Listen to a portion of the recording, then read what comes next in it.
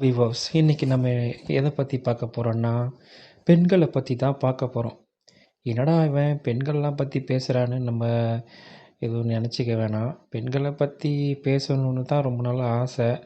என்ன பற்றி பேச போகிறோன்னா டெலிவரி தாங்க. டெலிவரினா என்ன? குழந்தை பெக்கிறது.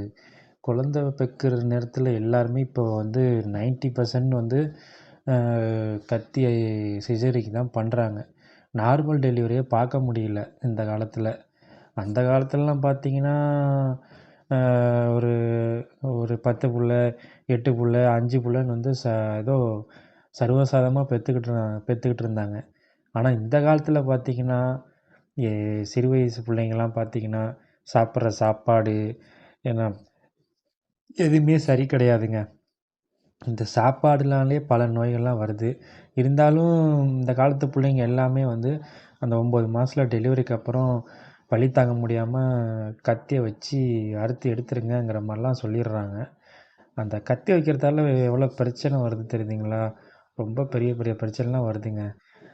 முடிஞ்ச வரைக்கும் நம்ம வந்து நம்ம உடம்ப நம்ம பார்த்துக்கணும். பெண்களுக்கு தான் இந்த வீடியோ, ஆண்களுக்கு கிடையாது.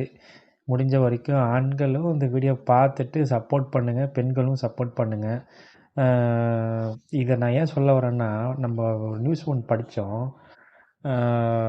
உக்காண்டா நாட்டில் வந்து கெ ஒரு கிழவி 70 வயசு கிழவிங்க ஒரு 2 இரட்டை குழந்தை பிறந்திருக்காங்க.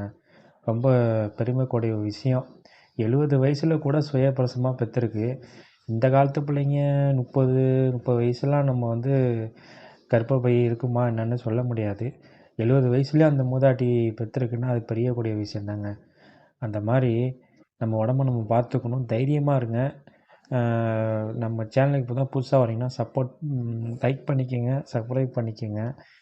இதே போல் இன்னொரு வீடியோவில் பார்க்கலாம். பாய்.